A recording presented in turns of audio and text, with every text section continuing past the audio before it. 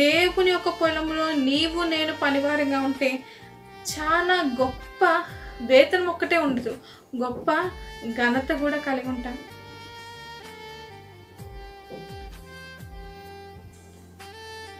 దేవుడు మరి ఆయన సేవ చేస్తున్న కాలంలో మరి ఒక ప్రాంతం నుంచి ఇంకో ప్రాంతానికి వెళ్తున్నప్పుడు ఆయన చెప్తాడు, అనేక మందిని నేను ఆదరించగలుగుతున్నాను, కానీ ఇంకా చాలామంది ఆదరణ లేక ఉన్నవారు చాలామంది ఉన్నారు.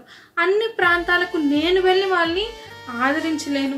నా యొక్క బిడ్డలుగా నిజంగా నా కోసము జీవించేవారు, నాలాంటి మరి క్రైస్తవులు అంటేనే ఆయన యొక్క గుణ లక్షణాలు కలిగి ఉండడం, ఆయనకు ఎటువంటి స్వభావాలు ఉన్నాయో, క్యారెక్టర్స్ ఉన్నాయో అవన్నీ మనం కలిగి ఉంటే అప్పుడు నిజంగా మనం చూసి నిజంగా ఈమె దేవుని బిడ్డ, నిజంగా అయిన దేవుని కుమారుడు అని తెలుసుకుంటాం. మరి అలాంటి నిజమైన ఒక పర్సన్, ఒక క్యారెక్టర్ కలిగి ఉన్న వ్యక్తిగా ఉంటేనే మనము క్రైస్తవురాలము అవుతాం. మళ్ళీ అలాంటప్పుడు దేవుడు అంటున్నాడు, అలా ఉండి ఎంతోమంది ఆదరణ లేకుండా, చాలాసార్లు మనం అనుకుంటాం ఈ యొక్క పాండమిక్ సమయంలో హాస్పిటల్స్ లేవని, మన గవర్నమెంట్స్ మన యొక్క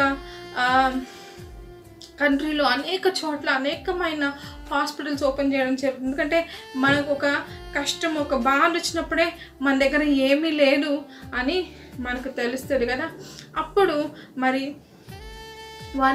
వాళ్ళ కుట్టి హెల్త్ పరంగానే, కానీ మెంటల్గా వాళ్ళు ఎంత సఫర్ అయి ఉంటారు కదా.